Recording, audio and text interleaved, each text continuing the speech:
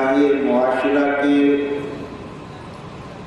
21ویں اجلاس میں ہم اور آپ حاضر ہیں۔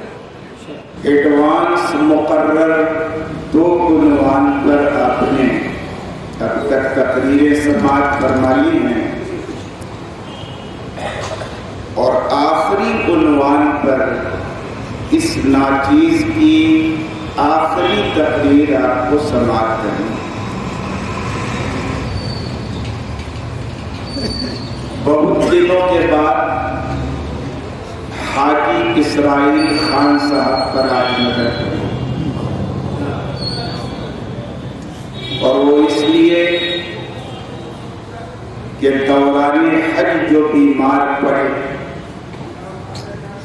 تو وہیں زیر علاج رہے، پھر لکھنؤ میں زیر علاج رہے، پھر الہ آباد میں آ گئے، لیکن ابھی تک پورے طور پر صحت یاب نہیں ہو سکے ہیں۔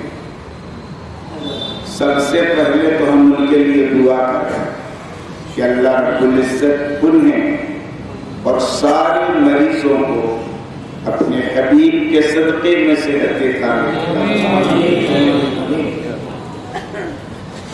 جیسا کہ آپ نے سماعت فرمایا، آج میری تقریر کا موضوع ہے اسلام میں حقوق العباد کی اہمیت، لیکن حقوق العباد کے دوسرے سائیڈ میں حقوق اللہ، بلکہ پہلے سائیڈ میں وہی ہے، دوسرے سائیڈ میں حقوق العباد۔ ظاہر ہے جس طرح سے حکومت کو کامیابی کے ساتھ چلانے کے لیے پکش کے ساتھ وپکش کی آوشکتا ہوتی ہے، ویسے ہی کسی موضوع کو سمجھانے کے لیے موضوع کو اپوزٹ سائڈ میں جو موضوع ہے اس کو بھی سمجھانا ضروری ہے۔ تو میرا موضوع اگرچہ حقوق العباد کی اہمیت ہے، لیکن ہمیں اس سے پہلے آپ کو حقوق اللہ بھی سمجھانا ہے۔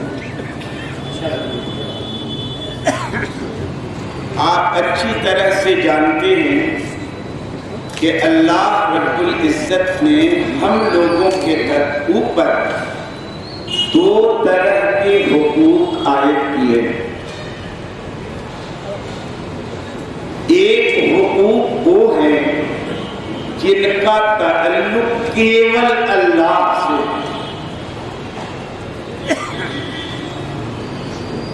اس سے بندے کا کوئی حق متعلق نہیں، انہی کو کہا جاتا ہے حقوق اللہ یا اللہ کے حقوق، انگریزی میں جسے آپ ادھیکار اللہ کے حقوق۔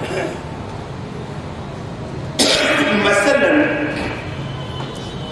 24 گھنٹے میں 5 بار اللہ رب العزت نے ہم لوگوں کے اوپر نماز پنجگانہ فرض کی۔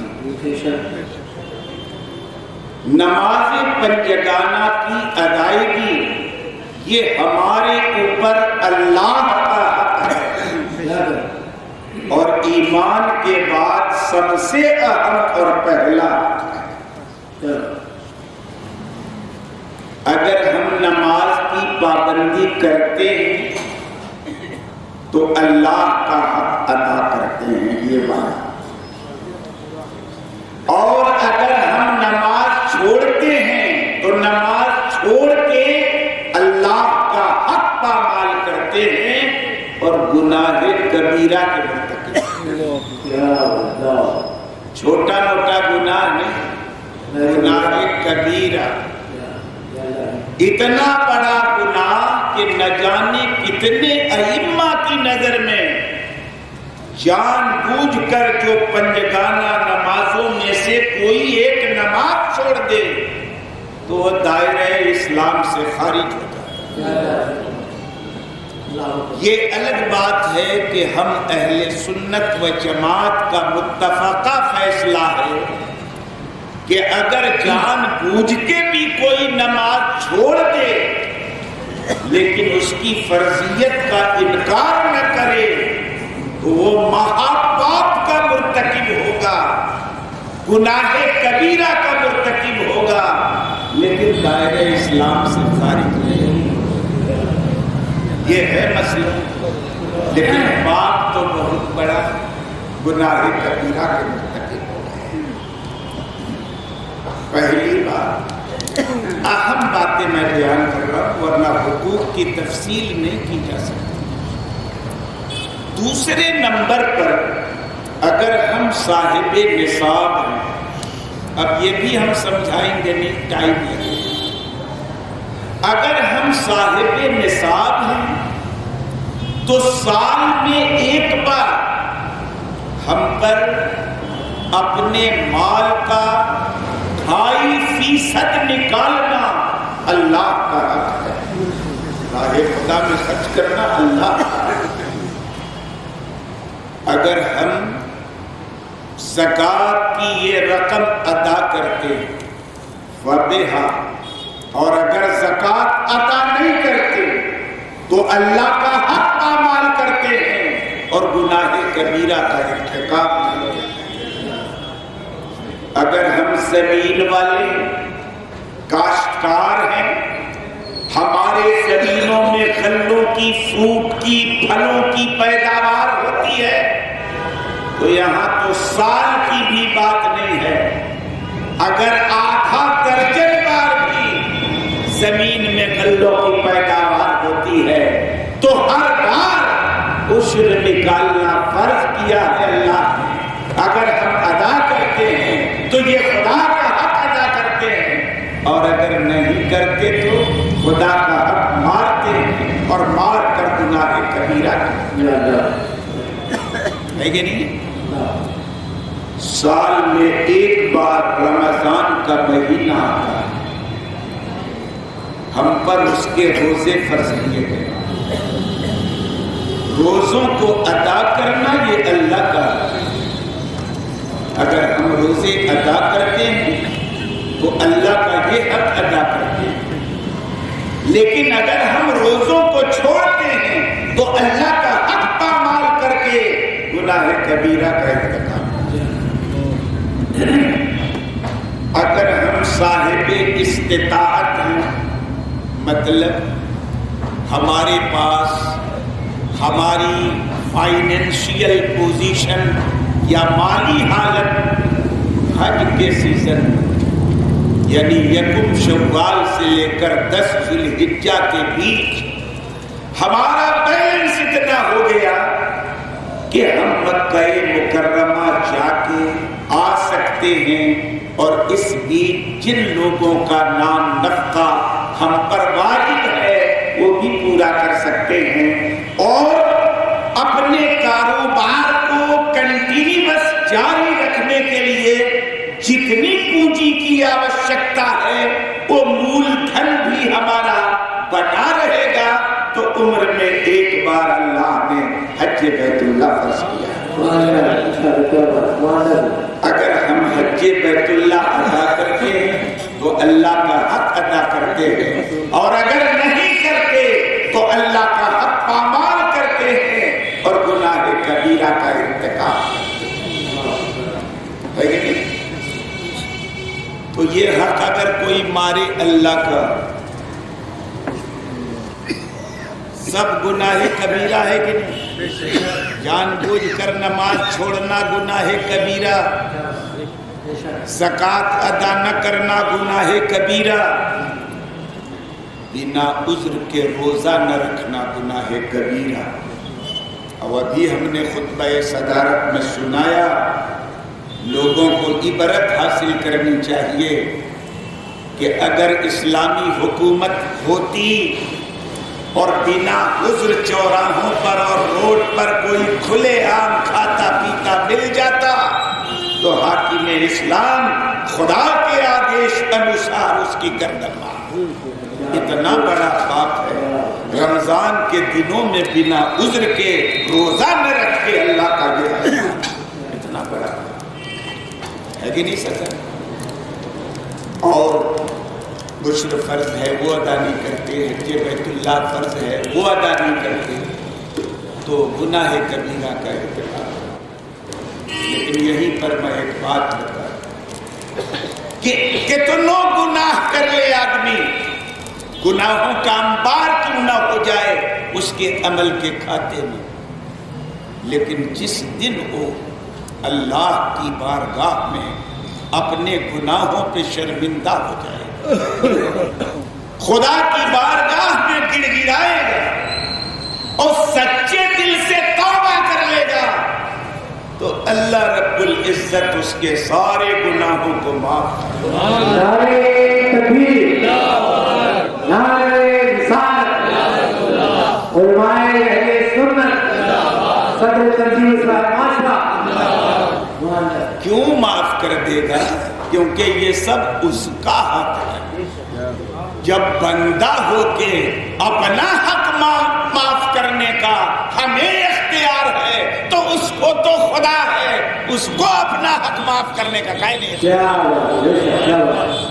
اور خالی اختیار نہیں، سچے دل سے اپنے گناہوں سے جو توبہ کر لے تو اللہ ضرور معاف کرتا ہے۔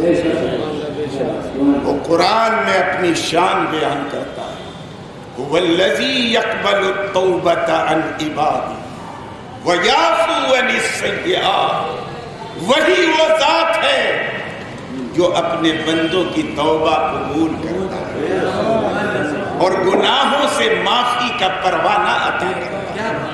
یہ اللہ کی ذات ہے کہ نہیں؟ یہ خدا کی شان ہے۔ لیکن بات کس کی ہے؟ سچی توبہ کرنے ہے۔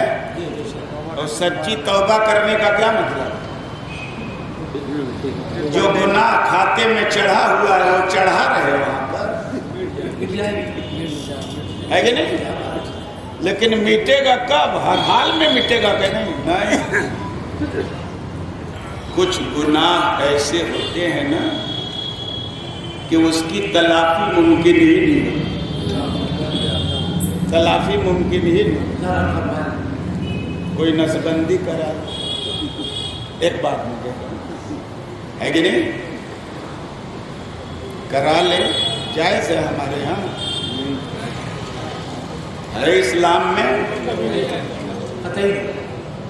ضبط توحید کے لیے، فیملی پلاننگ کے لیے، خاندانی منصوبہ بندی کے لیے پرماننٹ کسی سادھن کا پریوگ کرنا اسلام کی نظر میں قطعاً تو کرا لیا۔ بعد میں امام صاحب بتائے تو احساس ہوا میرے، میں نے تو بہت بڑا پاپ کر لیا۔ تو اب تلافی کی کیا صورت ہے؟ جو نس کٹوا لیا ہے جڑوا لے گا، جڑوا پائے گا، ہے تلافی کی صورت؟ اب تو اس کے علاوہ کوئی صورت ہی نہیں بچی اس کے پاس کہ صدق دل سے اپنے اس گناہ پہ نادم ہو، اللہ کی بارگاہ میں توبہ کرے، قبول کرے۔ ہم لوگوں کے پاس بہت استفتاء تعظیم میں بات کریں آتا ہے نا بھائی، یہ کہ امام نے نسبندی کرا لیا، اس کے پیچھے نماز جائز ہوگی؟ ظاہر نسبندی کرنا تو حرام، جو حرام کا ارتکاب کرے پھانسی پہ مولی، اس کے پیچھے نماز بھی ہو، لیکن کب تک؟ جب تک توبہ نہ کرے، ہے کہ نہیں؟ لیکن کٹی ہوئی نس جڑوا تو سکتا ہے، بند کی ہوئی نس کھلوا سکتا ہے تلافی ممکن؟ بولیے۔ اور ایک آدھ مثال دوں تو سچی توبہ کیول اتنی ہے کہ اللہ کی بارگاہ میں نادم ہو جائے، بھائی معافی مانگی گڑ گڑا، یہی نا۔ آپ اچھی طرح سے جانتے ہیں کہ جمعہ کی نماز پنجگانہ نمازوں کی طرح نہیں ہے۔ جمعہ کی نماز صحیح ہونے کے لیے فقہ حنفی میں بہت ساری کنڈیشنز رکھی گئی۔ اسی میں سے ایک کنڈیشن کیا شہر ہونا چاہیے. گاؤں میں جمعہ صحیح نہیں ہوگا. جہاں ہو رہا ہے روکیں گے ہم نہیں, لیکن نیا قائم نہیں کریں گے. یہ علماء کا مسئلہ ہے, لیکن صحیح نہیں, کنڈیشن نہیں پائی جاتی. جگہوں پہ دونوں پڑھتے ہیں, ظہر بھی پڑھتے ہیں, جمعہ بھی. ہاں وہ سب ہے, طریقہ ہے, وہ ضمنی بات ہے. بہرحال اب جمعہ ہے تو شہر میں ہم ہیں, یہاں تو ایک دم طے ہے کہ جمعہ فرض ہے کہ نہیں. لیکن کچھ کاہل لوگ ہوتے ہیں, 12:30 بجے منا مسجد میں اذان ہوتی ہے, سوچا یار ابھی تھک کے آئے ہیں, تھوڑی دیر انتظار کر لیں, 1 بجے دارالسلام والی میں پڑھ لیں, مفتی شفیق احمد صاحب شریفی کی مسجد. اور تھوڑی سستی ہو گئی تو کہا کہ نہیں مکہ مسجد میں پڑھ لیں گے, 1:30 بجے وہاں. پھر لیٹا رہا کہ نہیں یار اب 2 بجے وہاں ہوتی ہے بوسیا مسجد میں سنا, ایسی چھوڑیے تھے, چھٹیے گئے, جمعہ چھوٹ گئے. اب اس کی تلافی کی کیا صورت ہے؟ جمعہ کی قضا کرے گا. جمعہ کی نماز کی بھی قضا سنی آپ نے. یہ الگ بات ہے کہ جان بوجھ کے جمعہ چھوڑ دیا, ایک پاپ تو کر ڈالا, مگر اس کی ویکلپک ویوستھا یہ ہے کہ ظہر کی نماز پڑھو, ٹائم میں ظہر کی نماز پڑھو. لیکن جمعہ کی جو نماز چھوڑ دی ہے, جو فرض تھی, یہ تو الٹرنیٹ ہے, نہیں پڑھا تم نے, پاپ کر ڈالا. اب اس کی تلافی جمعہ قضا کر کے نہیں کر سکتے. ظہر پڑھو, ایک فریضہ ادا ہو جائے گا, مگر جمعہ چھوڑنے کا گناہ تو رہ گیا. تلافی ممکن ہے اس کی نہیں. اب کیا کرنا پڑے گا؟ خالی توبہ کرنا, صدق کے دل سے توبہ کرنا, اللہ سے امید رکھیے کہ آپ کے اس گناہ کو معاف فرما دے گا. چاند رات میں چاند دیکھا تو چلے گئے چوک, ہے کہ نہیں؟ بیوی کو چوڑی پہنا اور اپنے ادھر خرید, وہاں سے لوٹ کے آئے تو 1 بجے رات تک انٹرنیٹ. فجر کی نماز چھوٹ گئی, 9 بجے اٹھے تو معلوم ہوا کہ آس پاس کی سب عید کی نماز ختم. اب کا مسجد میں عید کی دوسری جماعت قائم کرے گا, عیدگاہ میں قائم کرے گا؟ نہیں, عید کی نماز ایک کے بار ہوتی ہے, دوبارہ نہیں ہوتی. جہاں ہو گئی تو ہو گئی, اور چھوٹ گئی تو چھوٹ گئی. تو یہ پاپ تو ہو گیا, واجب چھوڑ دیا آپ نے, کیا کریے؟ علاوہ توبہ کی کوئی صورت نہیں, توبہ کرنا پڑے گا. لیکن یاد رکھیے, جو گناہ آپ نے کیا اور ان کی تلافی ممکن ہے, تو سچی توبہ خالی خدا کی بارگاہ میں نادم ہونے سے نہیں ہوگی. جو گناہ آپ کر چکے ہیں, ان کی گناہوں کی تلافی جب تک سمبھو ہے, بھرسک پریاس کریں گے ان کو ادا کرنے کا. تب ہے کہ نہیں؟ بالغ ہونے سے لے کر کے ریٹائرمنٹ تک نمازیں نہیں, کیونکہ ابھی بہت بزی ہیں, ٹائم نہیں ملتا. ریٹائرمنٹ کے بعد شروع کریں گے, تب کیا کرنا؟ خالی اللہ کرنا ہے کہ نہیں؟ تو 24 گھنٹے میں 5 گناہ کبیرہ کر رہا ہے وہ آدمی جو ریٹائرمنٹ کی پرتیکشا کر رہا ہے نماز شروع کرنے کے لیے. کر رہا ہے کہ نہیں کر رہا ہے؟ اب ریٹائر ہو گیا, تنخواہ بند پنشن کے لیے دوڑ رہا ہے, تو اللہ کی یاد اب نماز شروع کر. تو جتنا پاپ ہو چکا اس سے توبہ کریں گے نا آپ اللہ کی بارگاہ میں, تو خالی توبہ کر دینے سے کام چل جائے گا؟ نہیں, بالغ ہونے سے لے کر آج تک حساب کتاب کریے. یہ جی آفس میں تھے نا, بہت حساب کتاب کیا, اب جوڑیے بالغ ہونے سے لے کر آج تک روزانہ 5 وقت کے فرائض کے حساب سے کتنی ہزار نمازیں آپ کے سر پہ چڑھ رہی ہیں. 30 ہیں, پیمنٹ کرنا پڑے گا اس کو, ہے کہ نہیں؟ تو خالی توبہ کرنے سے کام چلے گا؟ نہیں, جتنی نمازیں چھوٹی ہیں حساب لگا کے روزانہ ایک اندازے سے سکت بھر مقرر کریے کہ 1 دن کی 2 دن کی ڈیلی ہم نمازوں کی قضائے عمری کریں، ہے نہیں ہے؟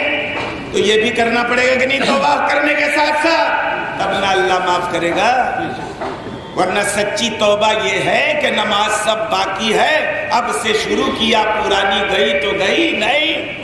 سچی توبہ تب ہوگی جب آپ پرانی نمازیں ادا کرنے کی ایک روٹین بنا لیں کہ روزانہ ہم اتنی ادا کریں، ہے کہ نہیں؟ لیکن بالفرض آپ نے روٹین بنائی کہ 10 سال اور جیوت رہیں گے، اسی حساب سے حساب لگایا ادا کرنے کا، اور ہارٹ اٹیک ہو گیا، سویرے شام کو کھانا کھا کے سوئے تو سویرے اللہ کو پیارے تو کچھ نمازیں ادا ہوئی، باقی تو سب چھوٹ گئی، ہے کہ نہیں ہے؟ اس کی بات ہم آگے بڑھائیں کہ یہ پھر آپ کی کوتاہی نہیں ہوئی، آپ نے تو انتظام کیا تھا، بھرسک پریاس کیا تھا کہ اتنے دن ہم جیوت رہیں گے، حساب کتاب لگا کے روٹین بنا لی، اپنی قضا نمازوں کی ادائیگی کی، اللہ نے مہلت نہیں دی، نہیں ادا کر سکے۔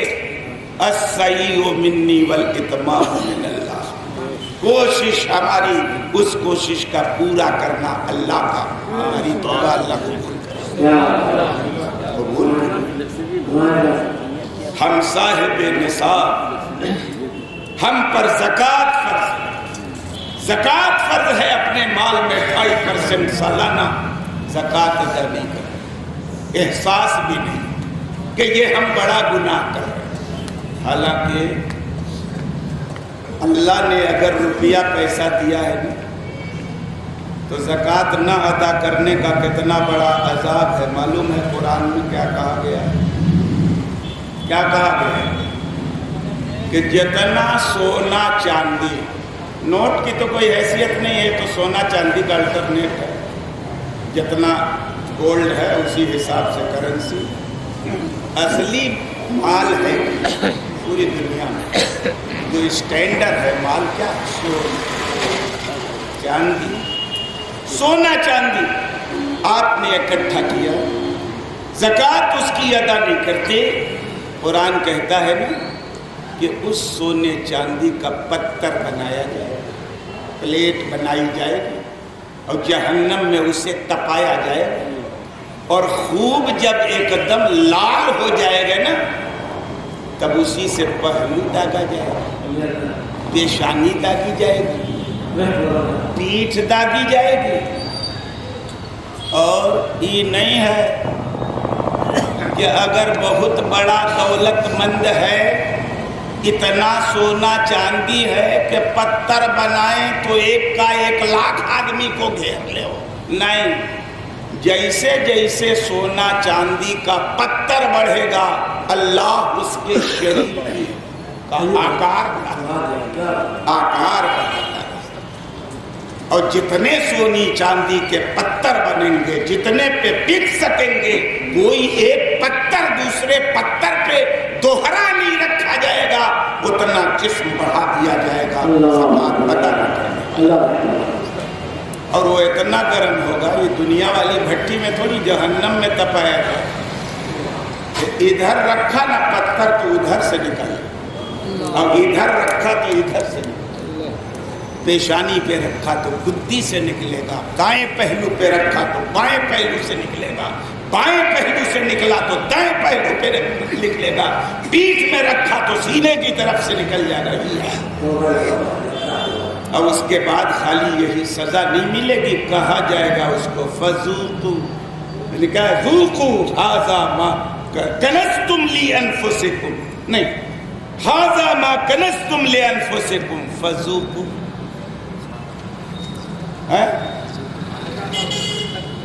ما کنتم تکذبون، تو ان سے کہا جائے گا اب چکھیے، بہت جوڑ کے رکھا تھا، بہت گولڈ جوڑ کے رکھا تھا سونا، اور زکات نہیں نکالی، اب اس کا مزہ نوش جان فرمائیے، ذوقوا، چکھیے چکھیے، یہ وہ ہے جو آپ نے جمع کر رکھا ہے۔ کتنا بڑا پاپ، نہیں ادا کیا، ہر سال واپس ہے۔ اب احساس کبھی ہوا تو خالی توبہ کرنے سے کام چل جائے گا؟ نہیں، تلافی ممکن۔ جتنے دنوں سے آپ نے زکات ادا نہیں کی، آپ حساب لگائیں کتنی زکات ہم پر باقی ہوگی، اپنے اخراجات کاٹ کے کتنی سکت ہے آپ کے اندر کہ سالانہ خدا کا جو قرضہ اور حق ہے آپ کے اوپر کتنا ادا کر سکتے ہیں۔ سال بسال آپ نے نکالنا شروع کر دیا، تب سمجھیے کہ سچی توبہ میں نہیں۔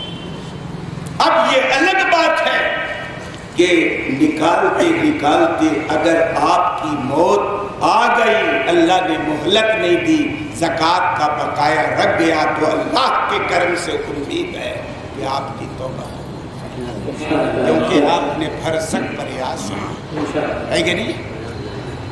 پھر روزوں کا بھی یہی حال، حج بیت اللہ کا بھی یہی حال ہے کہ نہیں۔ حج کی تاخیر سے گناہ تو ہوتا ہے کہ نہیں، لیکن چونکہ اس کا سمے پوری عمر ہے، جب کریے گا ادا ہوگا، قضا ہونے کا تو کوئی سوال نہیں۔ حج بیت اللہ، تو اب حج نہیں کیا آپ نے تو خالی توبہ کرنے سے کام چلے گا؟ اتنا جو لیٹ لطیف کرتے رہے ریٹائرمنٹ تک، ہے کہ نہیں؟ یہ تاخیر گناہ ہے کہ نہیں گناہ ہے؟ شوال، ذوالقعدہ اور 10 ذی الحجہ تک جس حج کے سیزن میں آپ کے پاس اتنا بیلنس ہو گیا کہ آپ حج کر سکتے ہیں، اسی سال حج فرض ہے، اسی سال جانا فرض ہے۔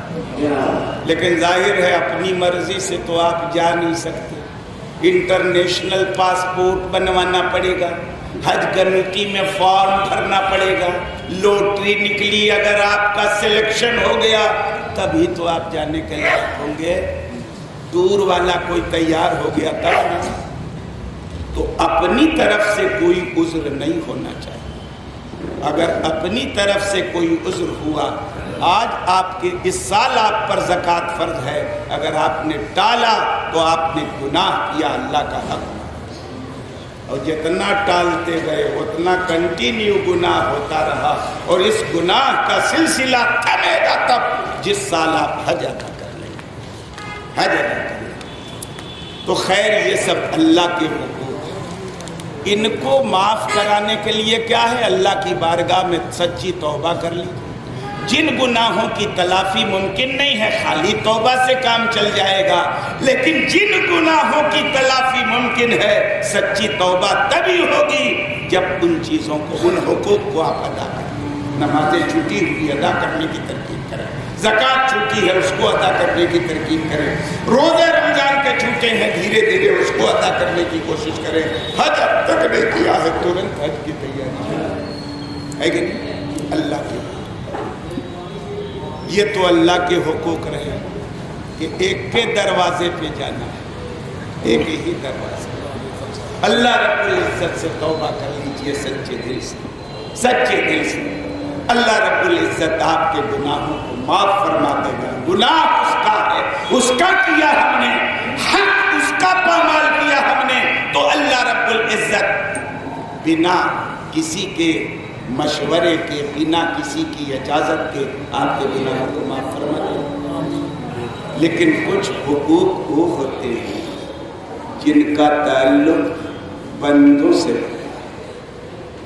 حالانکہ اللہ سے بھی ہوتا ہے لیکن ڈائریکٹ بندوں سے ہوتا ہے، اور جس حق کا تعلق بندوں سے ہو گیا نا، کمپلسری اس حق کا تعلق اللہ سے بھی ہو گیا کہ نہیں؟ ہر حق العبد حق اللہ بھی ہوتا ہے، حق اللہ حق العبد نہیں ہوتا، لیکن حق العبد حق اللہ بھی ہوتا ہے۔ جو خدا کے حق کو مارتا ہے وہ کیول خدا کے حق کو مارتا ہے، لیکن جو بندوں کے حق کو مارتا ہے وہ بندہ کا بھی حق مارتا ہے، خدا کا بھی ہے کہ نہیں؟ جن حقوق کا تعلق بندوں سے، مثلا کسی کا مال چوری کر لیا، یہ بندے کا ڈاکہ ڈال لیا، چھین لیا، لوٹ لیا، یہ آپ پر بندے کا حق پر چڑھ گیا. چوری کرنے والا بندے کے حق میں گرفتار ہے، اس بندے کے حق میں گرفتار ہے جس کی چوری کی ہے. کسی ماں کے مال کو لوٹنے والا، چھیننے والا، اس بندے کے حق میں گرفتار ہے جس کے مال کو اس نے چھینا ہے، لوٹا ہے.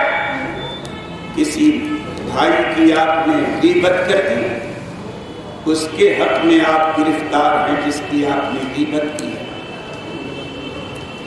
کسی پر زناکاری اور بدکاری کی جھوٹی تہمت لگا دی، یہ گناہ کبیرہ ہے، اور آپ اس بندے کے حق میں گرفتار ہیں جس کی آپ نے غیبت کی ہے یا جس پر جھوٹی تہمت لگائی ہے، زنا کی ہے کہ نہیں؟ کسی کو گالی دے دی آپ نے، اس بندے کے حق میں آپ گرفتار ہو گئے جس کو آپ نے گالی دی ہے کہ نہیں؟ یہ بندوں کے حقوق ہیں. ان حقوق سے اگر توبہ کرنا ہو تو خالی خدا کی بارگاہ میں گڑ گڑانے سے کام نہیں چلے گا، اس کی بارگاہ میں توبہ کرنے سے کام نہیں چلے گا. اللہ کی بارگاہ میں توبہ کرنے سے پہلے اپنے بھائی سے اس کا حق معاف کرنے کی آوشکتا پڑے گی. جب تک وہ معاف نہیں کرے گا خدا بھی معاف کرے گا. تو ایسے تو اللہ کا حق اہم ہے ایک نمبر پہ، لیکن اس اعتبار سے دیکھیے تو اللہ کے حق سے اہم بندوں کا حق ہے، کیونکہ اللہ کا حق تو ایسا کہ خالی توبہ کر لو اس کی بارگاہ میں سچی، اللہ معاف کر دے گا. مگر بندے کا حق ایسا کہ خالی خدا کی بارگاہ میں توبہ کرنے سے کام نہیں چلے گا. توبہ کرنے سے پہلے بندے سے اپنا حق معاف کرو، ہے کہ نہیں؟ اللہ معاف کرے گا بندوں کا حق. کسی کو گالی دے کے اللہ سے توبہ کرو، معاف ہو جائے گا؟ نہیں ہوگا. کسی کی چوری کر لی آپ نے مال کی، اللہ سے توبہ کر لے، معاف ہو جائے گا. کسی کی غیبت کر دی، زناکاری کی تہمت لگا دی، کسی کی عزت و آبرو پہ ڈاکہ ڈال دیا، کسی کے مال کو غصب کر لیا، کسی کے زمین کو ہڑپ لیا، ناجائز قبضہ کر لیا اس پر، خالی اللہ کی بارگاہ میں توبہ کرنے سے کام چلے گا؟ نہیں. جب تک وہ بندہ معاف نہیں کر دے گا تب تک معاف ہے کہ نہیں؟ لیکن ایسا کیوں ہے کہ بندوں کے حق کو اکیلے خدا معاف نہیں کرتا؟ خدا تو ایسا مالک و مختار ہے کہ وہ ہمارا بھی مالک ہے، ہم اس کے بندے ہیں، بلکہ بندے بے دام ہیں. ہمارا بھی وہ مالک ہے. ہمارے جتنے حقوق ہیں ان سب حقوق کا بھی مالک ہے. تو اس کی ملکیت کا تقاضا تو یہ ہے کہ اگر ہم نے اس کے کسی بندے کا حق مارا تھا اور اس سے گڑ گڑا کے معافی مانگ لیتے تو اللہ رب العزت معاف کر دیتا. مگر نہیں، اس کے باوجود کہ وہ مختار مطلق ہے، حاکم مطلق ہے، ہم بھی اس کے ہیں، ہماری جان بھی اس کی ہے، ہمارا مال بھی اس کا ہے، ہماری عزت و آبرو بھی اس کی ہے. اور ہمیں جو حق دیا ہے نا بندوں پر، بندوں کے اوپر جو ہمارے حقوق متعین کیے ہیں، یہ اسی کے متعین کرنے سے. اگر خدا ہماری جان کو محترم نہ بناتا، ہمارے مال کو محترم نہ بناتا، ہماری عزت و آبرو کو محترم نہ بناتا، تو کوئی ہمارا مرڈر کر دیتا، کوئی حق نہیں بنتا میرا اس پر. مال لوٹ لیتا، کوئی حق نہیں بنتا میرا اس پر. مگر اس کے باوجود کہ ہر طرح سے خدا ہماری ساری چیزوں کا مالک ہے، یہ اس کی شان کریمی ہے کہ جو ہمارا حق ہے اسے ہمارے حوالے کر دیا اس نے کہ تو جب تک معاف نہیں کرے گا ہم بھی معاف نہیں کریں گے. یہ خدا کی عدالت کی پروسیسنگ اور اس کا قانون ہے، ورنہ وہ چاہتا کہ معاف کرے. کر دیتا کہ نہیں کر دیتا؟ مگر نہیں، اللہ نے کتنا کرم کیا کہ ہمارے حقوق ہمارے ہاتھوں میں دے، کہ ہم جب تک اپنے حقوق بندوں کو معاف نہیں کریں گے، اللہ رب العزت کا وعدہ ہے کہ وہ بھی معاف ہے کہ نہیں؟ لیکن بہرحال یہ تو قانون ہے، قانون ہے، قانون میں شدت ہوتی ہے، سختی ہوتی ہے، اور قانون اندھا بھی ہوتا ہے کہ نہیں؟ اور اخیارہ ہونا ہر جگہ خوبی نہیں ہے۔ قانون اگر اخیارہ ہو جائے تو عیب ہے، ہم اگر اندھے ہو جائیں تو عیب ہے، اور قانون اگر اخیارہ ہو جائے تو عیب ہے۔ سمجھ میں آتے ہو؟ قانون اندھا ہوتا ہے، اندھا ہونا ہی ٹھیک ہے، ورنہ دیکھ دیکھ کے اگر قانون چلے گا نا تو یہ والی حکومت ہو جائے، ہے کہ نہیں؟ اندھا ہونا چاہیے۔ کبھی ہم کو نہیں دیکھنا کہ اس کا دھرم کیا ہے، اس کی ذات برادری کیا ہے، اس کا عقیدہ کیا ہے، اس کی قومیت کیا ہے۔ ان سب سے آنکھیں بند کر کے جب قانون نافذ ہوتا ہے وہی قانون ہے۔ اور صورت دیکھ کے اقبال صاحب پہ نافذ نہ ہو، ماسٹر صاحب پہ ہو جائے، یہ آنکھ والا قانون ہے۔ یہ قانون کا عیب ہے کہ دیکھ کے اپنا نفاذ کرے، ہے کہ نہیں؟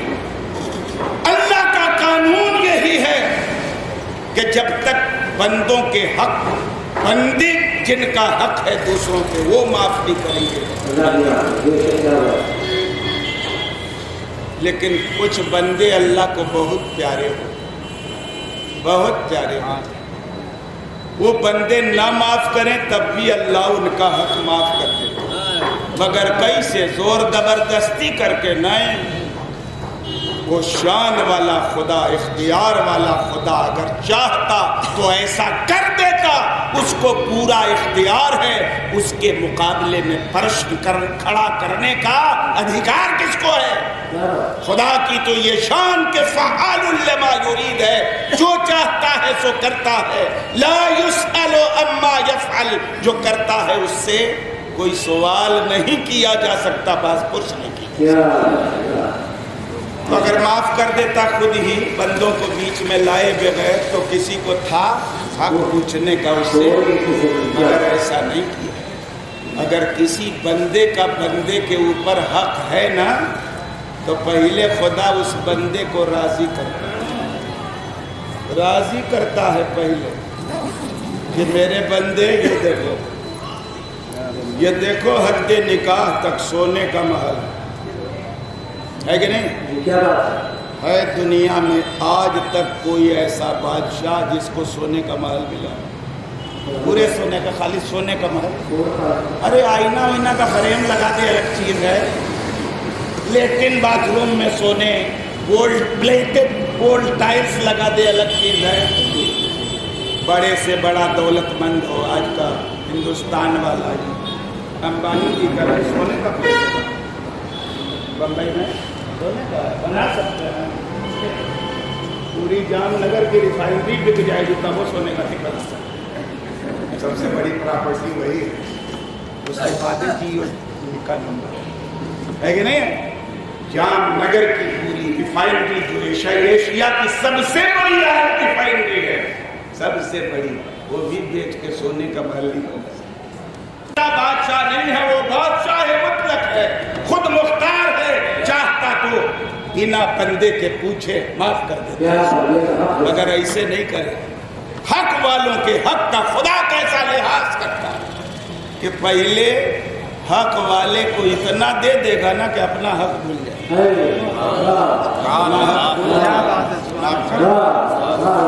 سمجھ ماری بات کی؟ اچھا ایک بات اور عرض کر دیں کہ اگر بندوں کے حقوق ہمارے اوپر اس دنیا میں، تو یہاں معاف کرانا آسان ہے کہ وہاں؟ کچھ لوگ کہتے ہیں کہ وہیں دیں گے، چلو اتنے جری ہیں نا کہ چلو اب وہیں لیں، وہاں کا دو گے 1 लाख रुपया कर्ज किसी का मार लिया, 1 लाख रुपया वहाँ मांगेगा, कहाँ से लाइएगा? रुपया लेके कब्र में जाइएगा का? और ये रुपया, ये करेंसी इंडियन चलेगी क्या क़यामत के बाजार में? चलेगी? कुछ नहीं, ना वहाँ डॉलर काम आएगा, ना रुपया, ना दिरहम, ना दीनार, ना पौंड्स, ना कुछ नहीं काम आएगा। वहां तो अदा कर ही नहीं सकते, यहाँ माफ करना आसान। जिस पर कोई हक हो, यहाँ माफ कराना आसान, वहाँ माफ कराना आसान नहीं। वहाँ का हाल ये है क़यामत का, इतनी अफरा तफरी होगी ना क़यामत में, और ऐसी नफसी होगी वहाँ पर कि हर आदमी को केवल अपनी फिक्र होगी, दूसरी किसी की फिक्र। कुरान में पढ़ा है आपने, क़यामत का क्या हाल होगा? यौम यफ़िर्रुल मर्'उ मिन अख़ीही व उम्मिही व अबीही व स्वाहिबतिही व बनीही। क़यामत का दिन इतना हौलनाक होगा कि उस दिन भाई भाई से भागेगा। आज गले मिलता है ना, भागेगा वहाँ। शौहर अपनी बीवी से भागेगा, बीवी अपने शौहर से भागेगी, माँ औलाद से भागेगी, औलाद अपनी माँ से भागेगी, बाप बेटे से भागेगा, बेटा अपने बाप से भागेगा। अफरा तफरी का मामला। वहाँ माफ करेगा कोई? दोस्ती में, कराबतदारी और रिश्तेदारी में। अरे छोड़ो दूसरे रिश्तों की बात। हदीस शरीफ में आया है ना कि अगर किसी बाप का बेटे पर कर्जा हो, यहाँ बाप बेटा के लिए काका करता है, उसकी प्रॉपर्टी और भविष्य बनाने के लिए जायज़ नाजायज़ की तमीज़ नहीं करता। इसके भविष्य बनाने में हम जहन्नम में चले जाएंगे, वो गवारा कर लेता मगर भविष्य बनाता है, उलूल जुलूल हरकत करता है, इतना प्यार करता है, अपना अंजाम भूल जाता है बेटे के लिए। मगर क़यामत के मैदान में एक हदीस शरीफ में आया है कि एक बेटा दिखेगा क़यामत के मैदान में, माँ बाप दोनों पकड़ लेंगे उसको, ए बेटवा कर्जा दे मेरा जो लिए है कि नहीं? बाप भी चिमट जाएगा, माँ भी चिमट जाएगा जो कर्जा दे। कहा अम्मा पहचाने नहीं, कहा अब्बू पहचाने, अरे हम आपके बेटा हैं। हमारे पैगंबर फरमाते हैं पहचानना तो दरकिनार, बाप की भी ये ख्वाहिश होगी, माँ की भी ये ख्वाहिश होगी कि कर्जा इतना कम काहे रहा, कुछ ज्यादा होता ना तो उसके खाते से ज्यादा ना की नेकियां मेरे खाते में ट्रांसफर हो जाती, और अगर नेकियां नहीं होती बेटे के खाते में तो हम लोगों का कुछ गुनाह ट्रांसफर होता हो जाता, हल्के ये ख्वाहिश होगी माँ बाप। जब क़यामत के मैदान में बेटे के लिए बाप माँ का ये हाल होगा तो दूसरों से उम्मीद रखना कि तो एकदम है फजूल है कि नहीं है कि नहीं? इसलिए कि बहुत सारे लोग बीवी का दैन महर भी नहीं देते,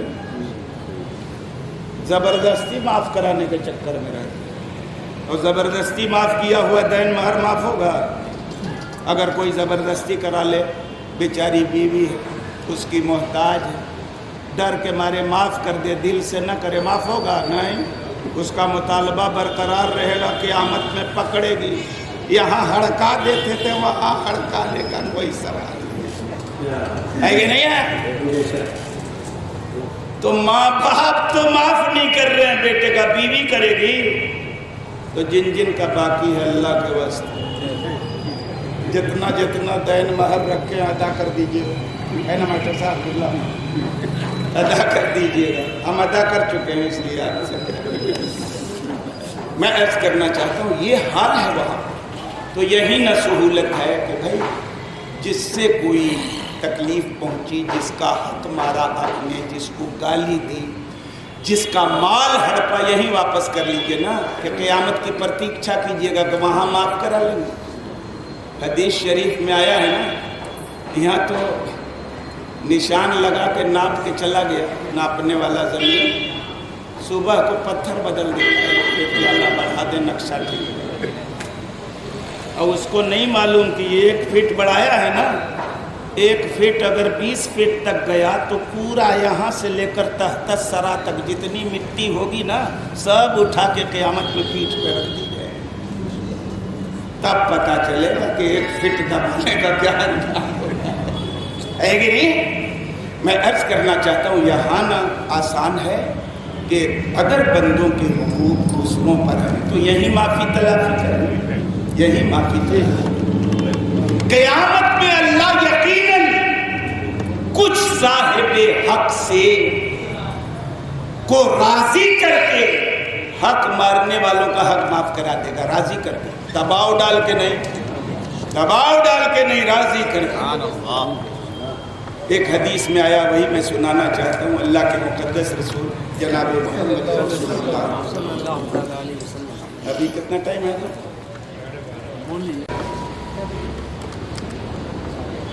हजरत अनस से मरवी है, हजरत फारूक आजम से, कि हम लोग बैठे हुए थे सरकार के बारगाह में,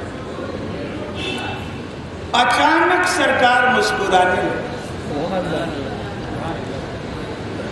फारूक आजम ने अर्ज किया, या रसूल अल्लाह, मेरे माँ बाप आपके कुर्बान, काहे मुस्कुरा?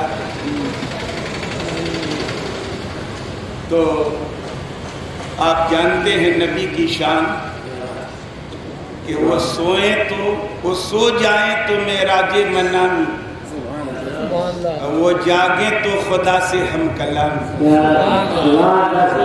सरकार सर झुका रहे थे और हजारों हजार साल के बाद क़यामत में जो वाक़या रूनुमा होने वाला है उसको मुलाहिदा कर रहे हैं। अभी हुआ नहीं, होने वाला, और देख के मुस्कुरा रहे। फारूक आजम ने पूछा, मेरे माँ बाप आपके कुर्बान, क्यों मुस्कुराए सरकार?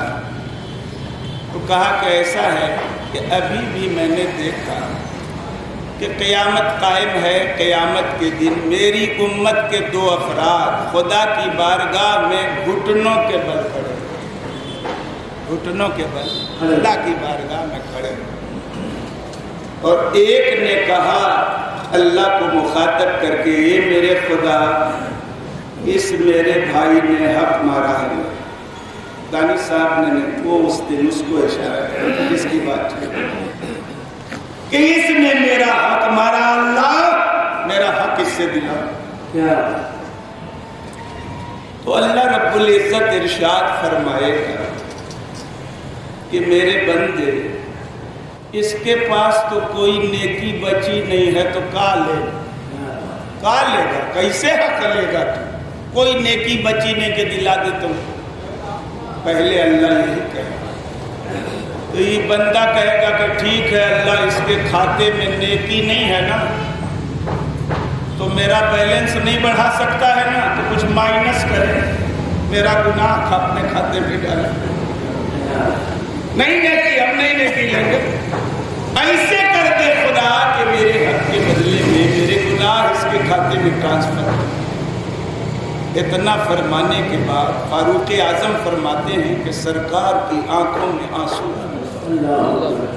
आ गए, आंसू छलक पड़े नबी की बात, नबी की आंखों से। और पैगंबर ने फरमाया, क़यामत का दिन इतना सख्त होगा कि हर आदमी की यह आरज़ू होगी कि उसके खाते में दूसरों की नेकियां आ जाएं और इसके गुनाह दूसरे के खातों में चले जाएं। जब सबकी ख्वाहिश ये होगी तो यहाँ माफ करा लेना अच्छा है कि चलो वहाँ देंगे, खाता खाली हो जाएगा। और नेकियों से खाता खाली हुआ ना तो उसके गुनाह डाल दिए जाएंगे। 1000 नमाज, रोजा, ज़कात, हज, सदका, खैरात सब लेके जाना खुदा की बारगाह में, बंदों के हक में वो सारी नेकियां चली जाएंगी, उसके गुनाह तुम्हारे खाते में आ जाएंगे और 1000 नेकियों के बावजूद जहन्नम में। ये अहमियत है बंदों के हुकूक की। मुस्लिम शरीफ की हदीस आपने सुनी, हमारे पैगंबर ने इरशाद फरमाया, सहाबा को मुखातिब करके, मेरे सहाबा तुमको पता है कि मुफलिस कौन है?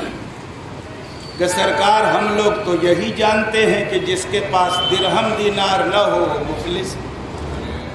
ہم لوگ اگر یہاں ہمارے پیغمبر تشریف لاتے ہم سے پوچھتے تو کہتے ہم لوگ سرکار یہ جانتے ہیں جس کے پاس انڈین کرنسی روپیہ پیسہ نہ، لیکن وہاں تو چلتا تھا درہم بھی۔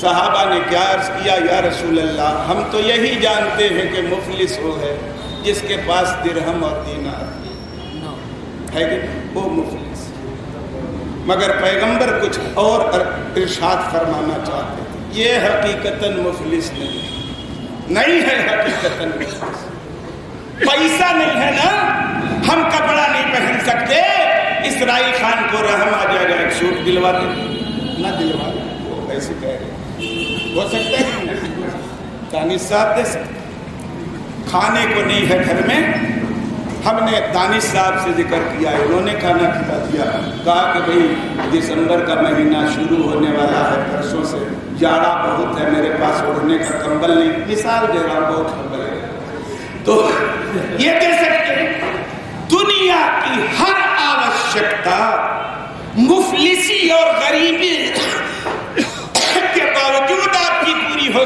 سکتی کہ نہیں؟ ننگ دھڑنگ رہ کے اسٹیشن پہ بھیک مانگنے والوں کی گدڑی سے لاکھوں نکلتے، گورکھپور میں آپ کے نہیں، بمبئی میں نہیں، ہے کہ نہیں؟ مفلس ہے وہ جو بھیک مانگ رہا، لاکھوں کا میدان سے اس کے پاس، مگر عادت پڑ چکی ہے تو مانگ رہا لکھپتی ہو کے۔ خیر، تو دنیا میں مفلس کیا مفلس نہیں ہے، اس کی ساری آوشکتائیں پوری ہوتی ہیں، اللہ رب العزت ضرورت مندوں کے لیے مالداروں کے دل میں رحم کے جذبات پیدا کرتا ہے، ساری ضرورتیں پوری ہوتی ہیں، تو یہ حقیقتاً مفلس ہوا۔ ہمارے پیغمبر نے حقیقتاً مفلس کون ہوتا ہے اس کی بات بیان کی، مسلم شریف کی حدیث ہے، متن پڑھوں گا تو ٹائم لگتا ہے۔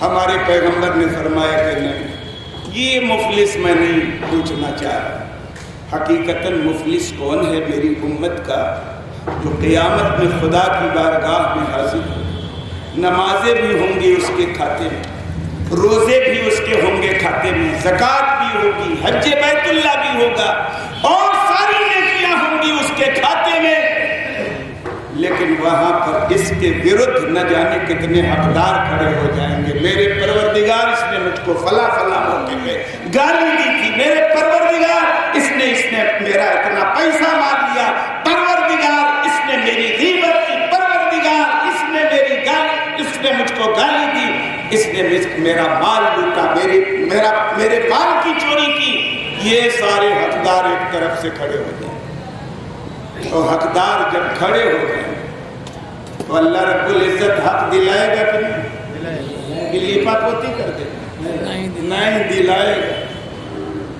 وہ اللہ کی عدالت ہے، ہندوستان کی نہیں، جہاں آستھا کی بنیاد پہ بڑا فیصلہ ہو گیا، وہاں آستھا نام کی کوئی چیز نہیں، خدا کی بارگاہ عدل میں قانون عدل و انصاف چلتا ہے، شواہد کی بنیاد پر فیصلے ہو، وہاں جب دعویٰ کرے گا کہ یہ مدعا علیہ کو انکار کی گنجائش ہوگی، کہ مجھ کو گالی دی خدا، گواہ مانگا جائے گا وہاں، اگر وہاں بکراتی کیا کہ نہیں گالی نہیں دی ہے تو زبان گواہی دے گی نا، ہاتھ سے مارا ہے تو ہاتھ بولے گا، نہیں خدا جھوٹ بول رہا ہے، ان ہاتھوں سے مجھ کو، ان ہاتھوں سے اس نے فلاں کو مارا ہے، زمین غصب کیا ہوگا، زمین گواہی دے گی اس نے مجھ پر ناجائز قبضہ کیا، ہوگی مجال انکار وہاں پر ہو ہی نہیں سکتا، کوئی بکراتی نہیں چلے گی،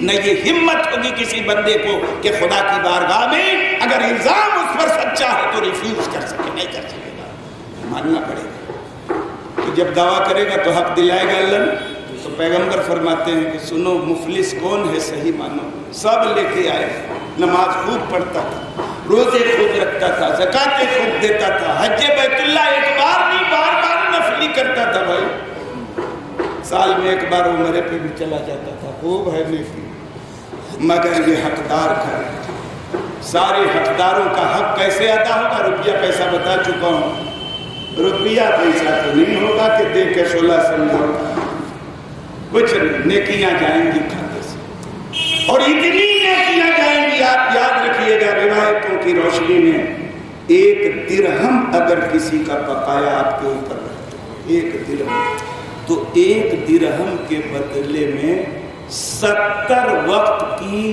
باجماعت اور مقبول نمازیں آپ کی اس کے کھاتے میں چلیں گی. کتنی نمازیں ہوں گی آپ کی؟ لاکھوں کا ہڑپ کر کے ہم بیٹھے ہیں. کتنی نیکیاں ہیں ہمارے پاس بدلہ چکانے کے لیے. عالم یہ ہوگا کہ ان دعوے دار بندوں کے حقوق چکاتے چکاتے اس کے نیکیوں کا بیلنس 0 ختم. تب کب اور باقی حقداروں کو کیا حقوق ادا کیے جائیں گے؟ تب ان حقداروں کا گناہ کا کھاتا خود کھولا جائے گا اور ان کے گناہ اس کے کھاتے میں ٹرانسفر کیے جائیں گے. ساری عبادتیں ساری نیکیاں تو ختم ہو گئی, حقوق کی ادائیگی میں تب بھی پوری نہیں ہوئی. اب وہ حقداروں کے گناہ کھاتے میں چڑھا گیا. نتیجہ یہ ہے کہ بہت بڑا نمازی تھا, بہت بڑا روزے دار تھا, زکوٰۃ ادا کرنے والا تھا, حج عمرہ ادا کرنے والا تھا, دنیا بھر کی نیکیاں تھی اس کے اکاؤنٹ میں, لیکن اس کے باوجود طورحہ فی النار جہنم میں اس کو ڈال دیا, جہنم میں ڈال دیا. تو اب اس بنیاد پر ان احادیث کی روشنی میں ہم بندوں کے حقوق کی اہمیت سمجھنی چاہیے کہ نہیں سمجھنی چاہیے؟ ارے اللہ کا حق تو خالی اللہ سے معافی مانگ لینے سے اللہ معاف کر دے گا, لیکن بندے اپنا حق, بندوں کا حق اللہ بھی معاف ہے کہ نہیں؟ معاف نہیں کرے. کب کرے گا؟ اگر کسی سے خوش ہو جائے, تھوڑی دیر ہو خوش ہو جائے تو پھر اللہ معاف بھی کرے گا. کیسے؟ صاحب حق کو راضی کرے. تو وہی میں حدیث سنا رہا تھا, کھڑے ہو گئے, کہا کہ اللہ حق دلا, اس سے کہا کہ کچھ نہیں ہے, کالو گے نیکی سب ختم ہو گئی. تو کہے گا کہ گناہ ہے. پیغمبر رو پڑے, بڑا سخت دن ہوگا وہ دن, کوئی کسی کے کام نہیں آئے. لیکن وہ آدمی جس کے خلاف دعویٰ ٹھونکا گیا خدا کی بارگاہ عدالت میں, اس کی کوئی ادا پسند تھی اللہ کو, تو اللہ رب العزت اس حقدار بندے سے کہے گا اچھا آنکھ اٹھاؤ تو سامنے دیکھو کیا دکھائی دے رہا ہے. کہا کہ اللہ میرے پروردگار یہاں سے لے کر حد نگاہ تک سونے کے ایسے محلات دیکھ رہا ہوں, 1-2 بلڈنگ نہیں, پوری کالوٹی سونے کی محلات دیکھ رہا ہوں, پیلس, اور اس میں بھی موتی جڑے ہوئے ہیں, سب یہی سب دیکھ رہا ہوں.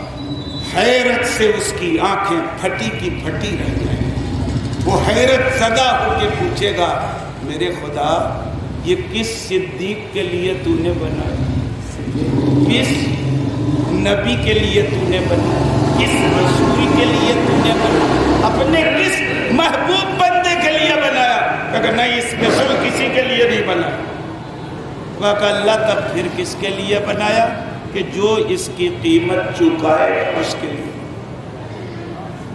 اب پھر اور حیرت زدہ ہو جائے کہ بیوی کا ایک تنشک کا ہار خریدنے میں تو پسینہ چھوٹ جاتا. یہ کتنی قیمت ہوگی سونے موتیوں سے چڑھے ہوئے سونے کے پورے شہر کی. کہا کہ اللہ کون چکا پائے گا ان کی قیمت, ہے نا؟ تو اللہ رب العزت ارشاد فرمائے گا انت, تم چکا سکتے, تو اور حق کا بکا رہ جائے گا, ہم کیسے چکا پائیں گے؟ پوچھے گا کہ پروردگار اس موتیوں سے چڑھے ہوئے سونے کے محلات پر مشتمل یہ اتنا بڑا شہر, اس کی قیمت چکانے کی میرے اندر کیسے سکت ہے؟ کہ اس بھائی کے پر حق ہے نا تمہارا, اس کو معاف کر دو. نعرہ تکبیر, نعرہ رسالت, علماء اہل سنت, تنظیم مشورہ. تو اس سے حق لے کے یہ شہر لے سکتا تھا سونے کا. اللہ نے ظلم نہیں کیا بندے کو, ہے کہ نہیں؟ نہ حقدار کو کوئی نقصان ہوا، نہ جس نے حق مارا تھا اس کے کھاتے سے کوئی نیکی نکلی، نہ اس کے کھاتے میں حق والے کا کوئی گناہ چڑھا۔ اللہ نے محض اپنے کرم کی بنیاد پر جنت عطا فرما۔ کہا کہ میں نے اللہ معاف کیا، ترنت نہ بولا۔ اتنے پروفٹ والے سودے کو کیسے چھوڑے؟ کہا کہ ایک دم معاف کیا اللہ ترنت۔ کہا کہ اچھا جب معاف کیا تو اپنے بھائی کا ہاتھ پکڑ اور جنت۔ یہ خدا کی شان کری۔ مگر ایسا معاملہ ہم لوگوں کے ساتھ ہوگا نہیں، یہ تو ان بندوں کے ساتھ ہوگا نا جن پر اللہ کے کرم اور محبت کی نظر۔ لیکن ابھی 1:45 بج گیا، تھوڑا سا اور بیان کرنا تھا، کیسے کریں؟ ٹائم تو ہو گیا ہے نا؟ خیر، تو آپ سمجھ گئے نا بندوں کے حقوق کی تھوڑی سی اہمیت کی جھلک آپ سمجھ گئے۔ حضور کل کے لیے اعلان کرتے 8:30 میں، ہاں 8:30 سے۔ تو آج ویسے شادی بیاہ کا بھی بہت تگڑا سیزن چل رہا ہے اور پہلا دن ہے جلسے کا۔ آج جو حضرات تشریف لائے ہیں ان سے میرا ریکویسٹ ہے کہ آپ اکیلے مت آئیے گا، کم سے کم 3 آدمی کے ساتھ لائیں، اپنے ساتھ 3 آدمی آئیں، ہے کہ نہیں؟ بلکہ 4 لائیں تو زیادہ اچھا ہے۔ ایک کا وصال ہو جائے تو 4 اٹھا کے لے ہاں 5 آدمی۔ مذاق کی بات ہے، خیر اللہ رب العزت سب کو طویل حیات عطا فرمائے، توفیق عطا فرمائے۔ تو کل کی اجلاس میں انشاءاللہ حضرت مولانا اشرف الکوثر صاحب یہ دلی سے ہر سال آتے ہیں اور بڑی ایٹریکٹیو تقریر کرتے ہیں، پڑھے لکھے آدمی ہیں، PhD کر رہے ہیں جامعہ ملیہ میں۔ ان کا عنوان ہے دور حاضر کے جدید فتنے، اس عنوان پر انشاءاللہ ان کی تقریر ہوگی۔ دوسری تقریر الجامعۃ الاشرفیہ مبارک پور، جو ہم اہل سنت و جماعت کا سب سے بڑا اور عظیم الشان ادارہ ہے، اس کے استاد حضرت علامہ مولانا مسعود احمد صاحب برکتی، جو پہلے بھی اس تنظیم کی جلسوں میں تشریف لا چکے ہیں، بڑی اچھی تقریر ہوتی ہے ان کی۔ انشاءاللہ کل آئیں گے اور تقریر کریں گے، وہ ان کا عنوان ہوگا حصول علم دین کا مقصود معرفت الہی یا دنیا کا معنی۔ یہ بڑا خطرناک موضوع ہے، تو ضرور آئیے گا آپ حضرات سننے انشاءاللہ۔ بس نا اللہ رب العزت، ہماری بہت ساری باتیں رہ گئی لیکن اصل میں وقت کا اندازہ صحیح نہیں ہو، تو اب میلاد پڑھیں گے ماسٹر صاحب۔ یہ پروگرام رہتا ہے فکس، قاری سید مقبول حسین صاحب قبلہ کریں، اب وہ نہیں ہے تو ان کے رشتہ دار ہیں بھتیجے،